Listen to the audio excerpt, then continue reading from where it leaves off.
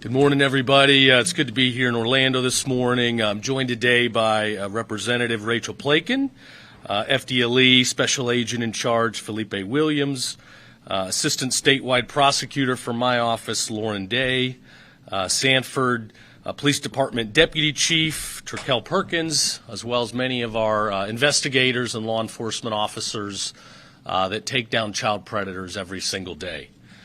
Here this morning, unfortunately, we have to talk about another occasion where we've had to arrest an individual that was engaged in some horrific behavior. Another day, though, where thankfully families at home should rest assured knowing another evil child predator will be behind bars for likely the rest of his life and away from our families and kids. This case today involving Blake McInnes of Sanford, it started from a tip from the National Center for Missing and Exploited Children. We appreciate the center's continued efforts to investigate and alert our law enforcement to incidents where we might have child predators on the loose. Here, FDLE got the tip. I want to thank the Florida Department of Law Enforcement and all of our investigators and prosecutors again for working around the clock every single day to take these cases very seriously. This tip led them to Mr. McInnes' house, and what law enforcement saw when they arrived left them speechless. They entered into a house of horrors where this individual had decorated with little girls' underwear, toys, a room dedicated for a little girl, sex dolls, which are illegal under Florida law, and ultimately they found thousands of files of both actual child pornography as well as AI child pornography. He's looking at 53 charges for possession of child sexual abuse material, CSAM, 46 charges for AI-generated CSAM, and a charge for the possession of a childlike sex doll. Why do we care about some of these things? If it's a doll or it's AI, it's not an actual kid. I think it's important to remember this is just a stepping stone for these depraved individuals. It starts as a doll and a house decorated with toys and animals and sex toys and unicorns. That's where it starts. And then they go online and they start talking to little kids. Oftentimes they pretend to be little kids themselves. They use fake photographs. They solicit information, imagery. In many cases, ultimately physical encounters and abuse. So we have to take this seriously. There's a reason why these childlike sex dolls are illegal under Florida law. Because we have to nip these evil villains in the bud before they can lay a finger on our little kids.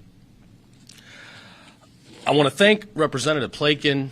I'll let her talk a little bit about the bill that she sponsored this year that I have no doubt will be signed into law very soon, that increases the restrictions around where sex predators can go and be around kids. It limits their ability to be around and communicate with under 18-year-olds. It limits their ability to be near recreational locations like swimming pools, where it's more likely that more kids can be victimized.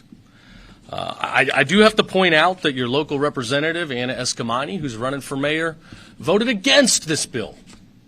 I don't know who in their right mind would vote against restrictions on child predators, against restrictions on an individual like this guy today that lived in this house of horrors, a house decorated in the theme of little kids that he wanted to abuse.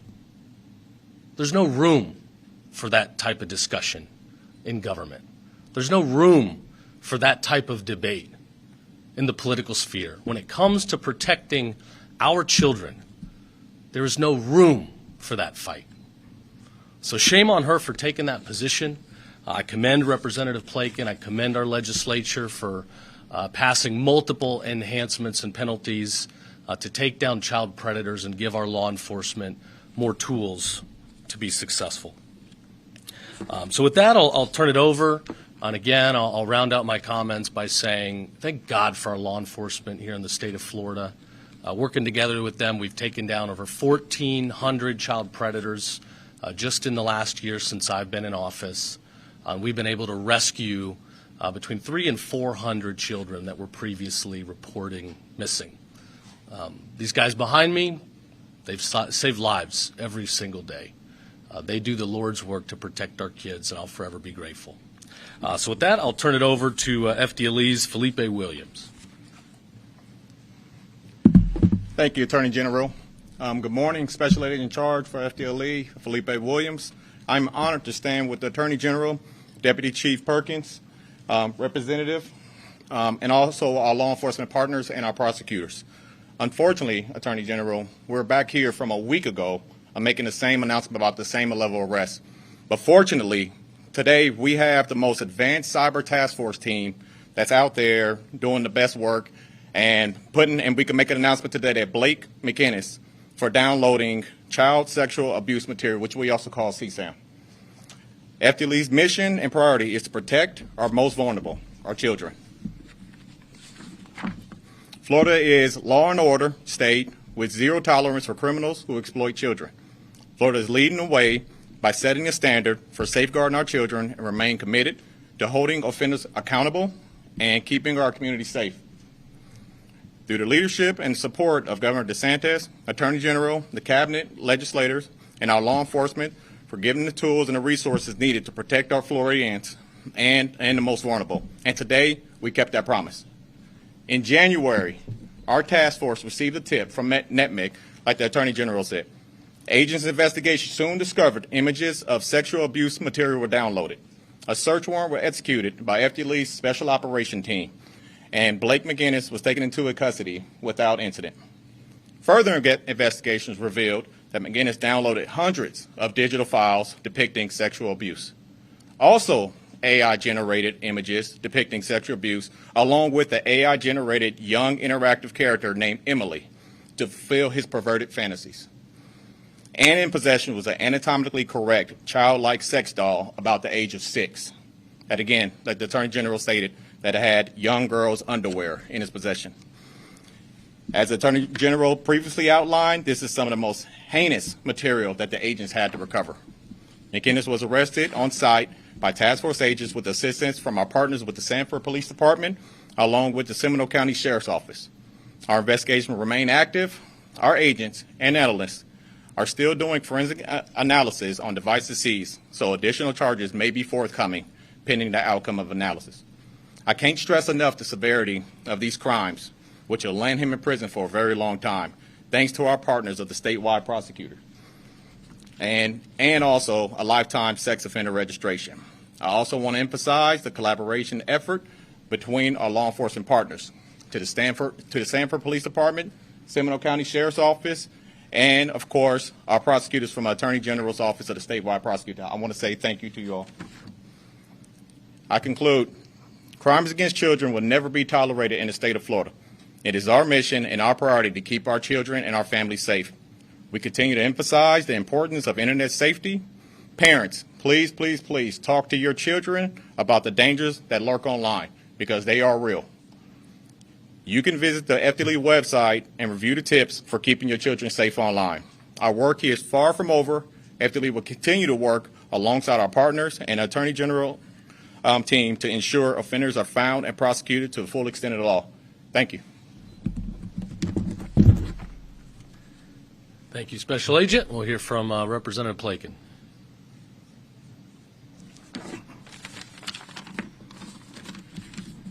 Thank you, General, and thank you to everyone up here. Today is a reminder that our system is working. Law enforcement acted, the Attorney General's office is pursuing justice, and together we are sending a clear message. Florida will not be a safe place for those who harm children. As a legislator, my role is to ensure that our laws are strong. I was proud to co-sponsor legislation like HB 1297 in 2023, as well as sponsor additional measures like HB 777 last year, and the House companion to SB 212 this year, all designed to strengthen protections for children and hold offenders fully accountable. But beyond policy, this is personal. I'm standing here today with two hats on, one as a state representative and the other as a mother from Seminole County. When I look at this case, I don't just see a case file. I think about the parks where my own child plays. I think about our neighbors' kids walking to the bus stop. To think that this level of alleged depravity was happening right here in our backyard is enough to make any parent's blood run cold. And it's terrifying to wonder what might have happened if our law enforcement officers had not intervened. But because they did, a predator is in a cell instead of in our community. Thank you to the Attorney General again, FDLE, all our law enforcement for your relentless efforts. As a mom, I want to tell every parent in Florida that we are fighting for you. When I go to work in Tallahassee, I carry your fears and your hopes with me. We are passing laws to keep predators away from our children at pools, parks, and schools because your peace of mind is our priority. Thank you again, General, for getting this criminal off the streets and for giving our families one more reason to breathe easier tonight. God bless.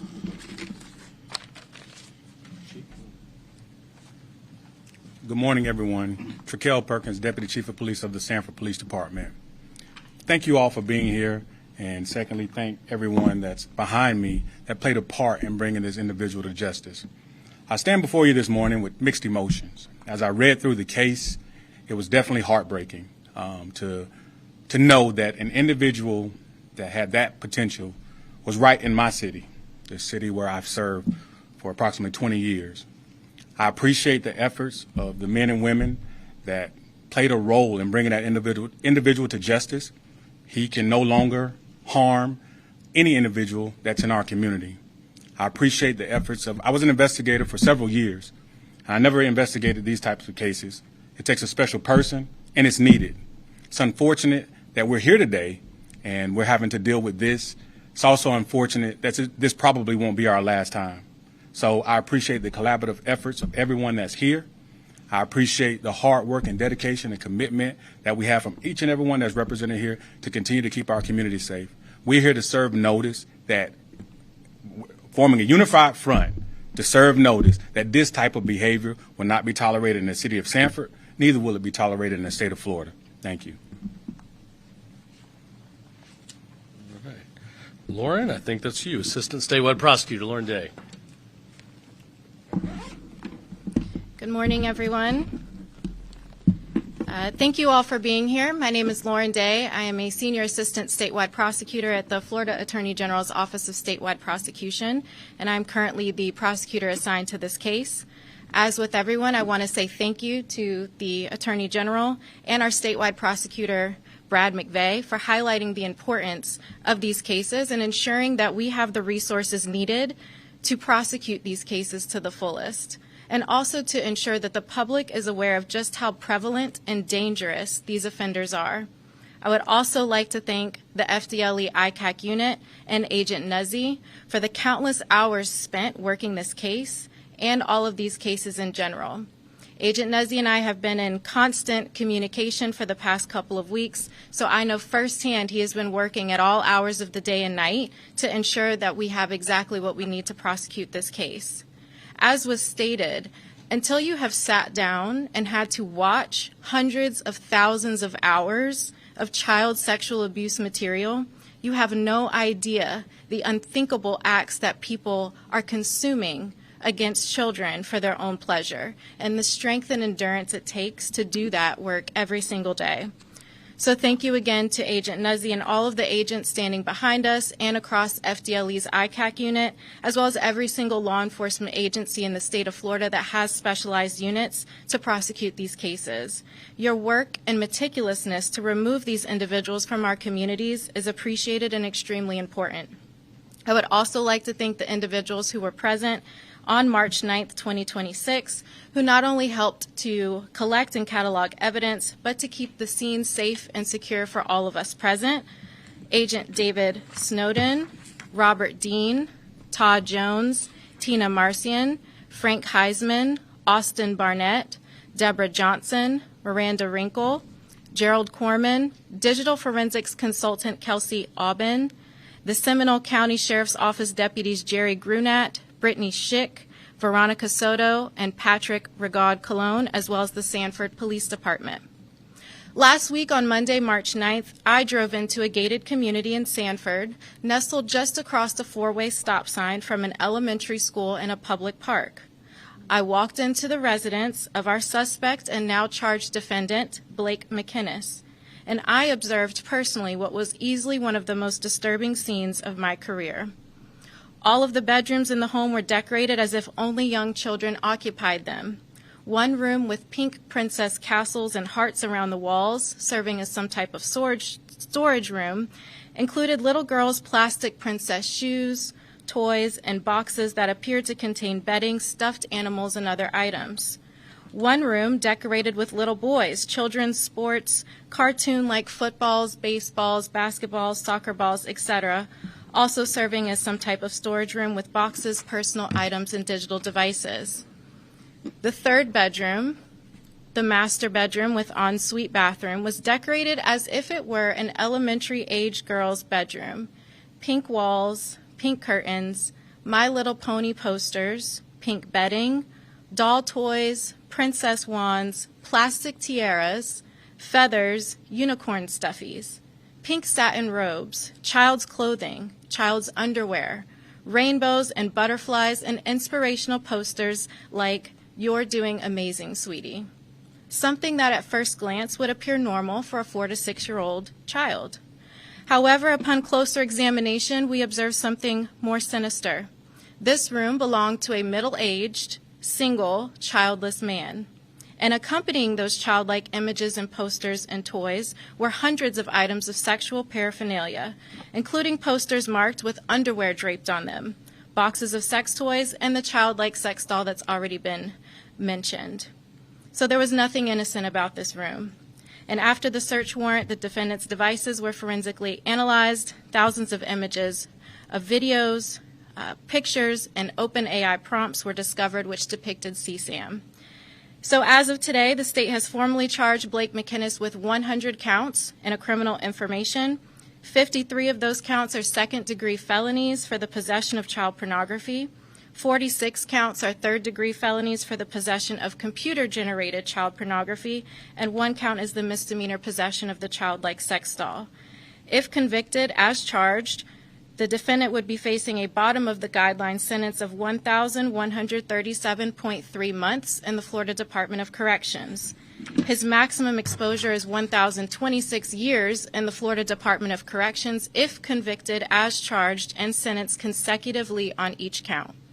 This investigation is ongoing, as agents and analysts are still working to examine all of the evidence that was found at the scene.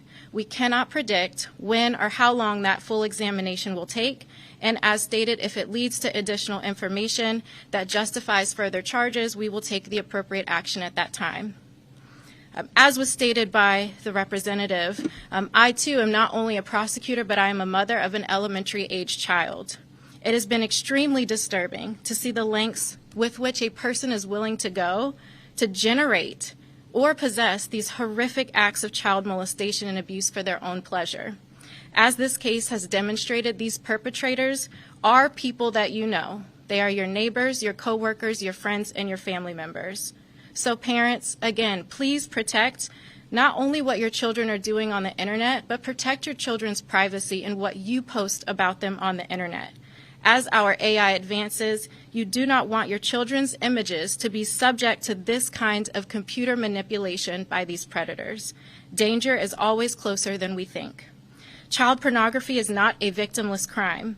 These crimes continue to occur because of the demand for this type of content. Taking the prosecution of these cases seriously helps us all to combat the larger problem of child exploitation, trafficking, and worldwide child abuse. Thank you again to everyone involved in this ongoing investigation and for everyone who works to bring accountability to the offenders who participate in this kind of activity. Thank you. Thank you to Lauren and all of our prosecution team for the tireless work you all do to protect our kids. I've been pushing hard to get all prosecutors in Florida added to the special risk retirement pool, in large part because of cases like this.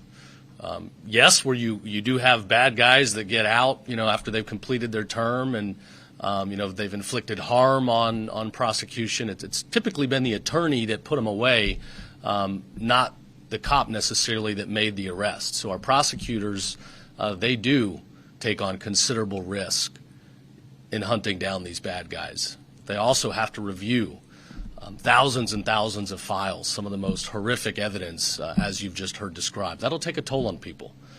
So I hope our House of Representatives will strongly consider adding them to the special risk retirement pool, which they absolutely deserve. We've got to have their backs. Tomorrow, we're again going to be talking about more child predators using the internet, social media applications to get to our children. You heard about this house of horrors today.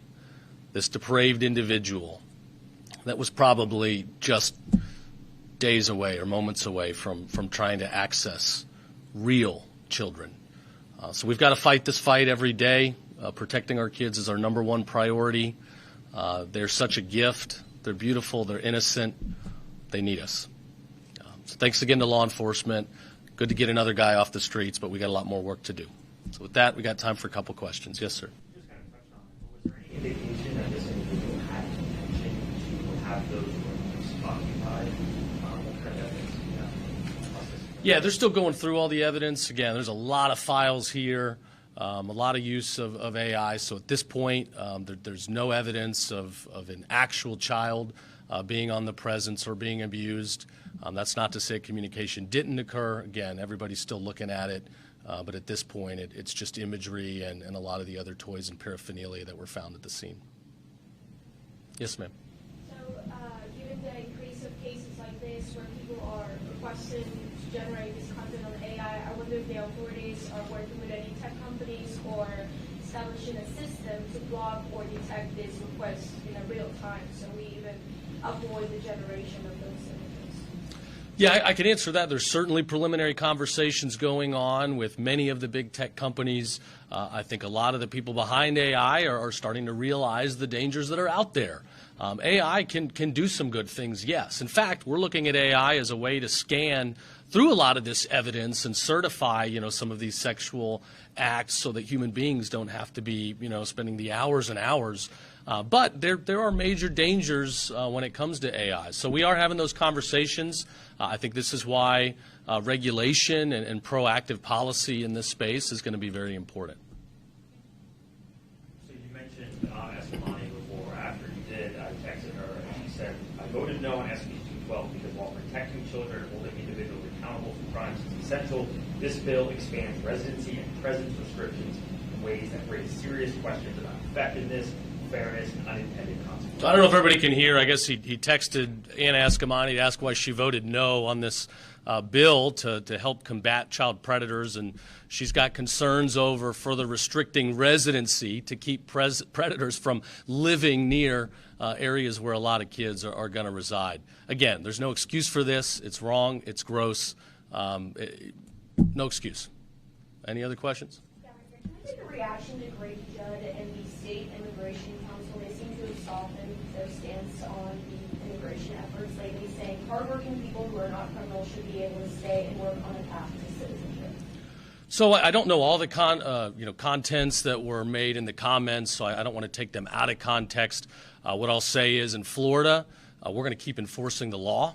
That's our job as law enforcement, to enforce the law that's on the books.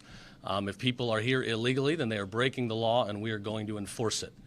At the end of the day, even if people have been, welcomed here on some temporary status, we've seen it can still jeopardize public safety. Just last year, my office got a lifetime sentence against a guy who had come in under the Biden administration. He was on an ag worker visa, overstayed that visa by a number of years, so he was here illegally. He then raped and molested a child girl and trafficked her with some of his buddies. With Grady Judd, just recently we did an undercover child predator sting, arresting and charging over 250 individuals in a week-long period that were trying to go molest little kids. Of that 250 plus, I think it was over 50 were people here illegally. some of those individuals did not have prior criminal history. But they're here illegally, they're breaking the law, and when they go after our kids and jeopardize public safety, that's wrong. They shouldn't be here in the first place. So I won't get into, some of the proactive policy. I don't write the law, I enforce it. These guys enforce it. I know our sheriffs, there's probably no better example of enforcing the law in the whole country than Grady Judd and some of the other sheriffs. So. Just to clarify then, as a follow-up to that question, would you say then that the mere presence of an undocumented immigrant in this state makes them already having committed a crime? If somebody is here illegally in this country, then they have broken the law. Our job as law enforcement is to enforce the law, and where you have people that have overstayed visas that are here illegally and they're abusing kids, it shows you how serious this risk is. And let me add, since we've been the #1 state in cracking down on illegal immigration, our state has only gotten safer. Our crime rate continues to plummet. Fentanyl deaths last year over year were down over 35%. Fentanyl cases, the reports are coming in, are down by more than half. This was the greatest threat law enforcement told me when I took office that was facing our state. Fentanyl was creeping its way into every community, even families that did not have proclivity for drug abuse. And yet, as we shut down that border for once and for all, thank God President Trump had the gall to go do it, to do the job, to enforce the law. Our crime rates have plummeted. We're the safest big state in the country to raise a family, and we're going to keep it that way. I don't mean to belabor the question, but that letter that Grady Judd and the sheriff plan to write to the Trump administration and Congress to stop the policy of mass deportation of immigrants without criminal records, that's something you would not support. I would not support the letter. I haven't seen the letter, but happy to take a look at it. Any reaction to the mayor of Tampa revising her policy? Yeah, so the mayor of Tampa, they had a policy where I'll summarize, law enforcement, we're not going to be expected to fully cooperate with the federal government on immigration enforcement. We sent a letter making sure the mayor was aware. I think by now everybody in the state should be aware. This is not the first letter we've had to send. We've sent these letters letting them know that under Florida law, under the leadership of Governor DeSantis and the #1 immigration enforcement bill in the country, local officials don't have a choice. We are not going to have sanctuary cities, sanctuary jurisdictions. We are going to enforce the law, and local officials must engage in best efforts to support the federal government in immigration enforcement and protecting our families. Before I get to run, I'll just wish everybody a happy St. Patrick's Day. If you gave up beer for Lent, this is a feast day, so feel free to give yourself a little bit of a breather. Be safe out there. Be very safe. Don't drive intoxicated. Have a good time, but be safe. All right. God bless. Thank you.